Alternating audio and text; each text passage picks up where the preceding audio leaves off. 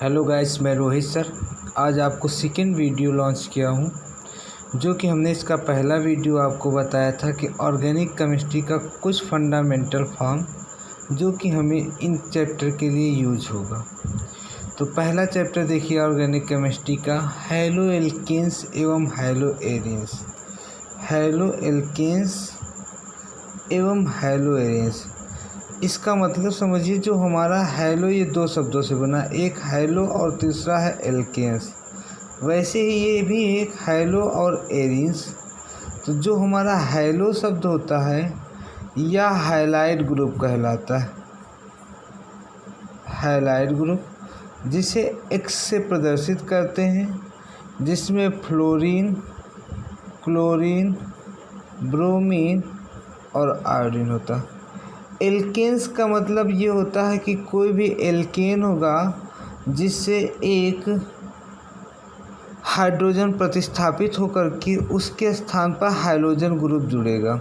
या हम कह सकते हैं एल्क का मतलब होता है, यहाँ पर होगा जो एल्केन में ये एल्क लिखा है, एल्केन का जो एल्क लिखा है इसका मतलब होता है एलिफैटिक। और जो ये हमारा एंस लिखा है, एंस का मतलब होता है सिंगल बॉन्ड। क्या होता है? Single bond. तो ये क्या होगा कि ऐसे कंपाउंड जिसमें हम एग्जांपल बात कर दें कि जो एलिफैटिक कंडीशन का मतलब होता है कि वे यौगिक जो एक कार्बन श्रृंखला में खुली अवस्था में और उसके साथ कोई एक हाइलाइट ग्रुप लगा हो और वे क्या हो, सभी सिंगल बॉन्ड द्वारा होते हैं, तो वे क्या कहलाते हैं? हैलो एल्केन्स कहलाते हैं।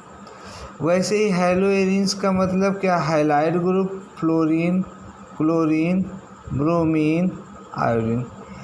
AR का मतलब होता है एरिन्स, यहाँ पर है एरोमेटिक। AR का मतलब होता है एरोमेटिक कंडीशन।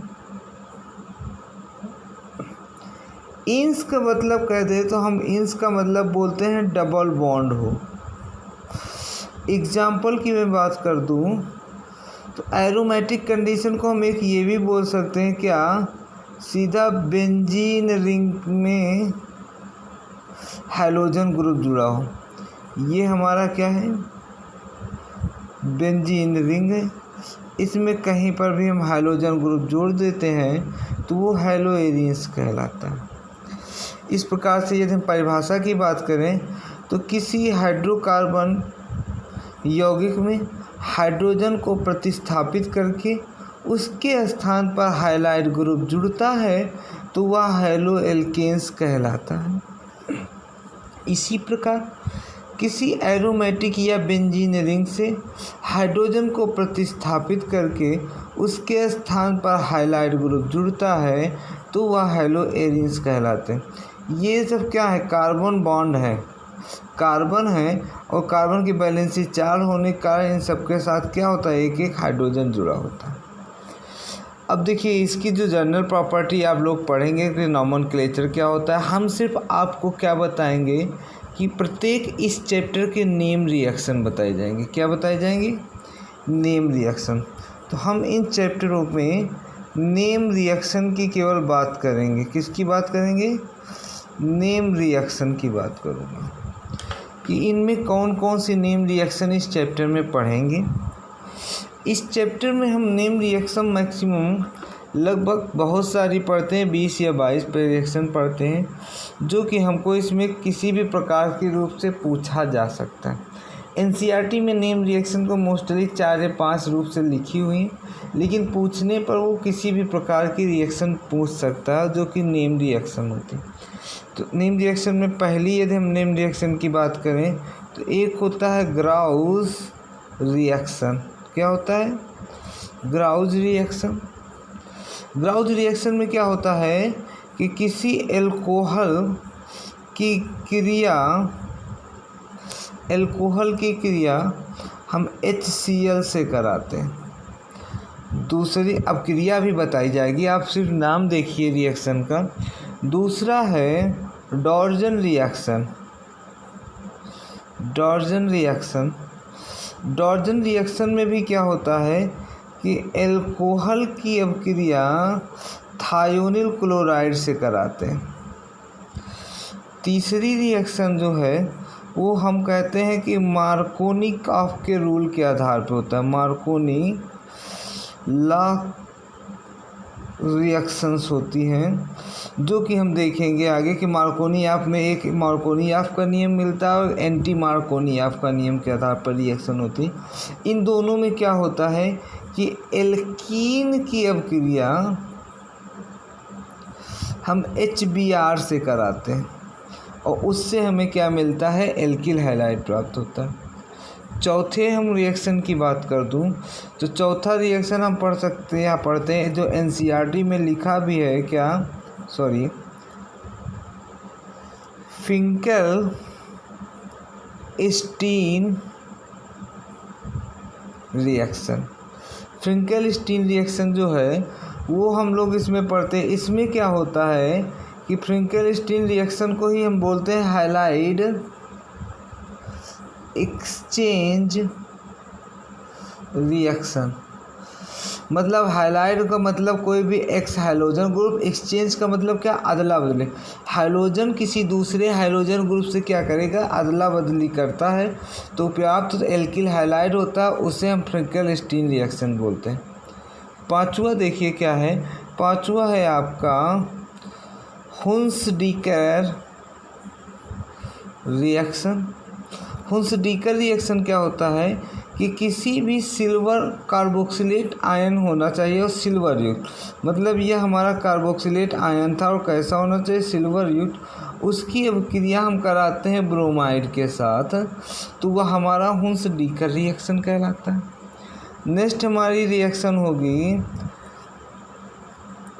ब्रोन बूम्स रिएक्शन, या कहीं कहीं पर ब्रोम बूम्स सोमनी रिएक्शन लिखा रहता है। इसमें भी हम लोग सिल्वर कार्बोक्सिलेट आयन की अभिक्रिया आयोडीन से कराते हैं, तो इसे ब्रोम बूम्स रिएक्शन या ब्रोम बूम्स सोमनी रिएक्शन कहते हैं। सातवां रिएक्शन होता है एक, इसी में मिल जाती कहीं कहीं पर लिखी रहती है विलियम्स सिंथेसिस रिएक्शन। देखिए विलियम्स सिंथेसिस रिएक्शन अभी आपको मिलेगा आगे ईथर में भी, लेकिन यहाँ पर भी हम बता दे रहे हैं, ईथर में पर्टिकुलर अच्छे से मिलता है, लेकिन यहाँ पर भी बता दे रहे हैं कि विलियम्स सिंथेसिस रिएक्शन क्या कहलाता है कि सोडियम एलॉक्साइड की अभिक्रिया, किसकी, सोडियम एलॉक्साइड की अभिक्रिया किसी एल्किल हैलाइड से कराता है। सोडियम एलॉक्साइड की अभिक्रिया एल्किल हैलाइड से कराता है। आठवां यदि हम बात कर दें तो बोलते हैं कि वुड्स रिएक्शन, जो बहुत अच्छी प्रचलित रिएक्शन है। वुड्स रिएक्शन में क्या होता है कि एल्किल हैलाइड की अभिक्रिया धातु से कराते हैं, और वुड्स रिएक्शन में कौन सी धातु होती है, सोडियम धातु होती है। इसी प्रकार से न बोलें तो वुड्स फिटिंग रिएक्शन आता है, इसमें भी यही अभिक्रिया होती है। एक फिटिंग रिएक्शन सिर्फ होती है, इसमें भी ऐसी अभिक्रिया होती है, बस उसके एल्केन बनने की प्रवृत्ति अलग अलग होती है। वैसे यदि हम 11 की बात करें तो एक आता है ग्रिग्नार्ड रिएक्शन। ग्रिग्नार्ड रिएक्शन क्या करता है कि एल्किल हैलाइड को मैग्नीशियम धातु से करा के ग्रिग्नार्ड अभिकर्मक बनाता है। 12वें की मैं बात करूं तो फ्रंकलैंड रिएक्शन। फ्रंकलैंड रिएक्शन क्या करता है, ये भी हमारी एल्किल हैलाइड की अभिक्रिया जिंक धातु से कराता है, और सभी क्या बना रहे हैं, एल्केन बनाते हैं। नेक्स्ट की मैं बात कर दूं तो अल्मैन रिएक्शन। अल्मैन रिएक्शन भी क्या करता है, एल्किल हैलाइड की अभिक्रिया कॉपर से कराता है, और ये भी क्या एल्केन बनाएगा। नेक्स्ट की मैं बात कर रहा हूँ कोरे हाउस रिएक्शन। कोरे हाउस रिएक्शन भी एल्किल हैलाइड को लिथियम धातु से कराते हैं और एल्केन प्राप्त करते हैं। इसी प्रकार से 15वां है send mayor reaction. Send mayor reaction, इसमें ये हैलोजेंस में मिलता है। सेंड मेयर रिएक्शन क्या करता है, बेंजोनॉइड एजोनियम क्लोराइड से अपक्रिया कराता है। 16वां या नेक्स्ट रिएक्शन जो पड़ता है वो पड़ता है कि गटरमैन रिएक्शन। गटरमैन रिएक्शन भी क्या करता है कि डाइजोनियम का क्यूप्रस क्लोराइड के साथ अपक्रिया कराएगा। नेक्स्ट जो है रिएक्शन वो पड़ता है कि बोल्ट्जमैन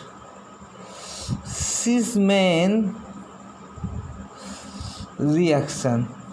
ये भी बोल्ट्जमैन रिएक्शन जो होता है डाइजोनियम साल्ट को HbF4 से कराता है। किससे कराता है, HbF4 से अपक्रिया कराता है। नेक्स्ट की हम बात करते हैं तो एक आता है नेक्स्ट कि डाउस प्रोसेस द्वारा अपक्रिया होती है। डाउस प्रोसेस द्वारा जो अपक्रिया होती है वो किसी एरोमेटिक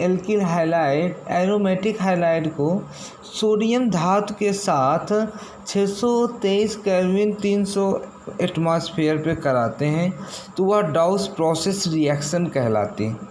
उसी प्रकार से यदि 19 की बात करूं तो एक इसी में मिलता है स्वार्ट्स रिएक्शन। स्वार्ट्स रिएक्शन क्या करता है कि किसी एल्किल हैलाइड की अपक्रिया सिल्वर फ्लोराइड के साथ कराते हैं। मतलब कोई भी फ्लोराइड धातु लेंगे, सक्रिय धातु, तो वह स्वार्ट्स रिएक्शन कराता है। इसमें भी हाइड्रोजन एक्सचेंज रिएक्शन है। जैसे यह स्वार्ट्स रिएक्शन है वैसे ही यदि हम बात करें तो फ्रिंकल-स्टेन रिएक्शन। और जो ये हमारे द्वारा अंडरलाइन रिएक्शन है वो क्या है कि NCERT में ये लिखी हुई है, स्वार्ट्स रिएक्शन, फ्रिंकल-स्टेन रिएक्शन, मार्कोनियाफ का रूल्स मिलेगा। और ये अपक्रिया ऐसे ही दी रहेंगी लेकिन नेम रिएक्शन नहीं दी रहती हैं। आपको इसमें Wurtz reaction and Wurtz Fittig reaction and Fittig reaction मिल जाएगा नेम रिएक्शन की किताब पर। फिर इसके अलावा स्वार्ट्स रिएक्शन, और फिर ये नाम नहीं लिखा रहता लेकिन ये रिएक्शन आपके चैप्टर में मिलेंगी, हैलो एल्केन्स एवं हैलोनेस। कुछ रिएक्शन और हैं जो हम लोग इसमें इम्पोर्टेंस देते हैं। जैसे मैं 20 की मैं बात कर दूं कि एक रिएक्शन आता है कि लेड सोडियम मिश्र धातु से अपक्रिया कराते हैं। मिश्र धातु से क्रिया कराते हैं। इसमें टेल प्राप्त होता है, टेट्राएथिल लेड प्राप्त होता है जो एक विस्फोटक पदार्थ होता है जो कि अधिकतर पेट्रोल पंप में यूज किया जाता था। एक और इसमें हम मिलते हैं हैलोजिनेशन रिएक्शन। हैलोजिनेशन